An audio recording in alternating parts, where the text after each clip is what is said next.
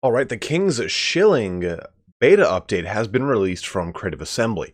Before I go into this video, I want to open up with a hard disclaimer I just saw on Reddit. If you do the update and it is in beta, so you have to access the beta through the beta protocol, menus, it will corrupt any current save games.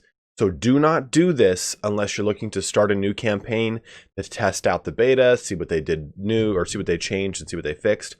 Do not use this beta and start and play your current campaign. It will corrupt the campaign and result in a crash towards the end of the game. So do not do that. Just want to open that up with that. I feel like that's really important. I don't want you guys to wait until the end of this video and completely miss it. So what does this cover? And it doesn't really cover a lot of the big things that I think a lot of people need.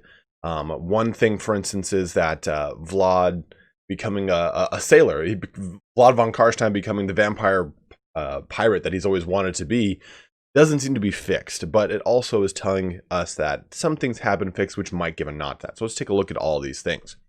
So for one, the Vampire Coast factions are able to raise dead at sea again, fix an issue with which limited the number of mods a player could have, and fixed a bug which prevented AI factions from recruiting more than one army. That seems to be the big one that a lot of people are pointing to as to why Vlad has kind of not been so strong in the most recent patch or so.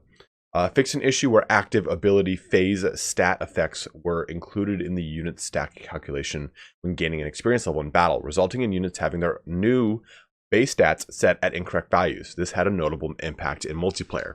Now, you're probably wondering yourself, what the hell does that mean? I will give you a direct example and something that I was experiencing yesterday, actually, or 2 days ago, when I was doing quick battles with Falcon.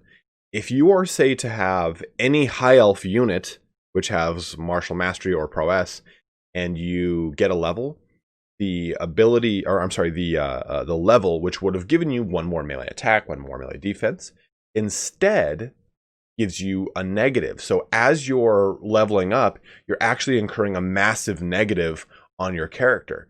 So I think it was that we looked at it, it was like a high elf spearman by the end of it had like 22 melee defense because of all this, the amount of levels that he got, but at the same time, the way that this bug works. So this is actually a very, very, very huge bug fix and a very welcome one, especially for, again, the high elves, which had a notable impact in multiplayer.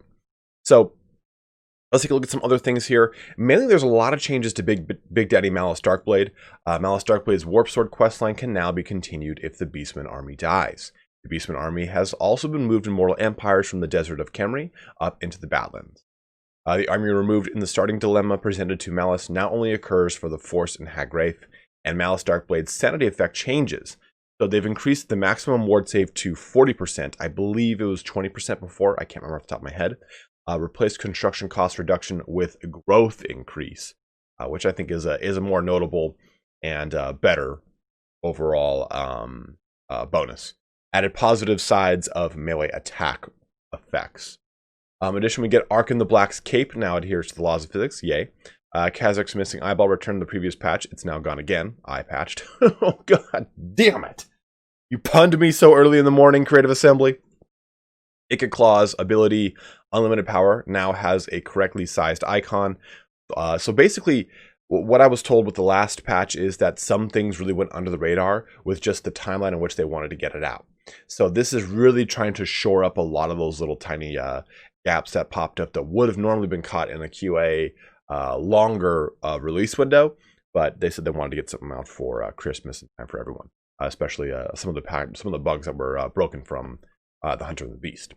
Now, Thorgrim's grudge against the Greenskin is now grudge against the Foul and also applies against Skaven.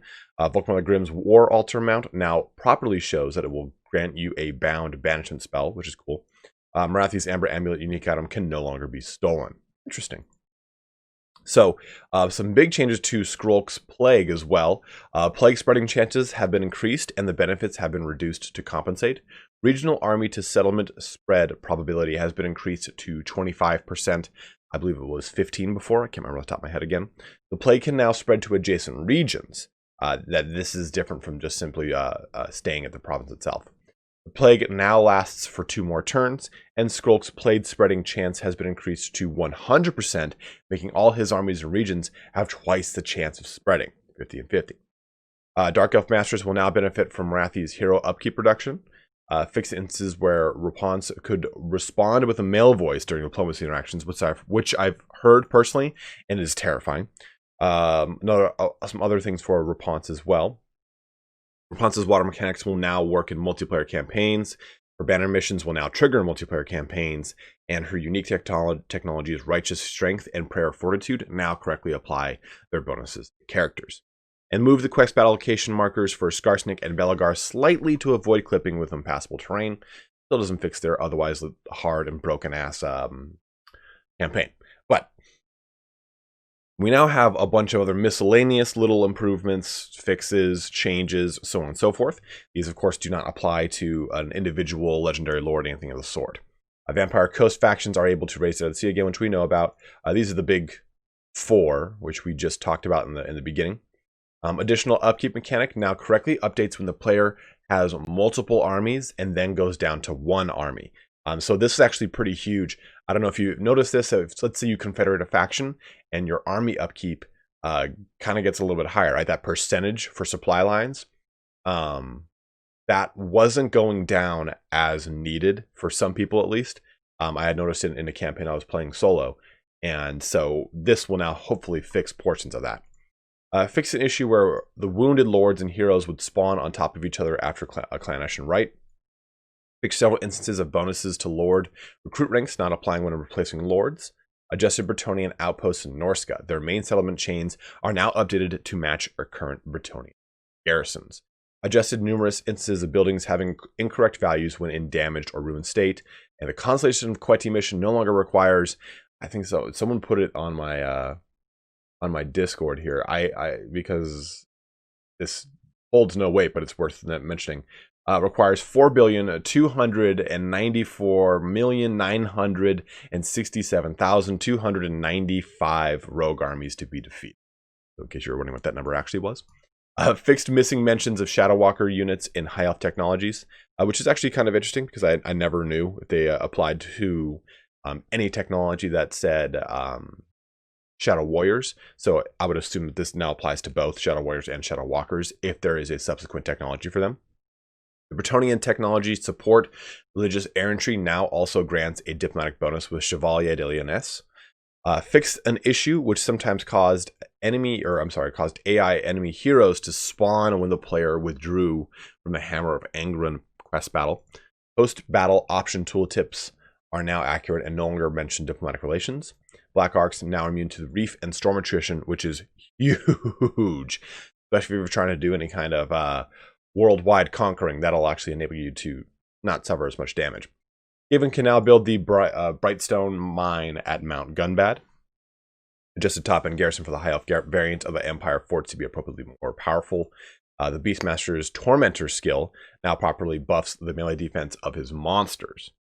Baron Race once again caused fear. They were just a bit under the weather. The faction select screen for Malice Darkblade now includes the 10% chance of intercepting enemies under the underway effect of his Lord trait. So interesting, I did not know that was not there. Stars, Old Bloods, and Red Crested Skink Chiefs now swap mounts when part of Nakai's faction. Fix some inconsistencies in the unlock rings for Vampire Count mounts. The Count of Telebuckland bonus for increased income from timber buildings now functions correctly. All DLC Dwarf Lords now benefit from the dwarf technologies that target characters.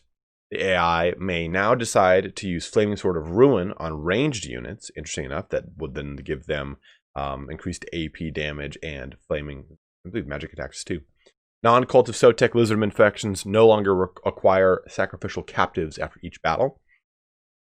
Fix an issue preventing Nakai from handing over the following regions. These regions, I'm not going to say all of them. Adjusted tooltip for Eshin Recruit. Cost feature to correctly state that units not native to Eshin do in fact have extra recruitment cost. Added missing strategic locations icon to Coffer and Dragon Isles. Eats now properly allows skink recruitment through the primary chain for all Lizardman factions. Red Crested Skink Chiefs no longer lose their attrition immunities when mounted, and characters no longer lose access to the Flensing Ruin spell when investing more skill points into the skill. Also, you get these last two. Tomb King's lords are recruited as a replacement for a lord that has died, will no longer cost gold, and various localization improvements in multiple lanes. So that covers all of the patch notes here for the King's Shilling update. I don't usually read every single patch note, but since there's so few of them, I figured, hey, why not just go through it real quick? Remember, this is an interim patch until I get the bigger patch out, and they said that they will be getting a patch out to us in lieu of a content update because there have been so many bugs that were introduced with the Shadow and the Blade. So look forward to that, hopefully in the next month or so. I mean, I'm hoping that, I was hoping that we'd get some word of content coming this month. I'm sorry, some word of content coming next month. I would assume that March, April, and May are the 3 big months for our next content drop, and I would assume again that those fall in line with both the greenskins and the high elves. I'll be making a really interesting video on that though, about Creative Assembly's release schedule and how it matches up with Games Workshop. But as always, guys, thank you so much for watching here today. Have a good one and take care.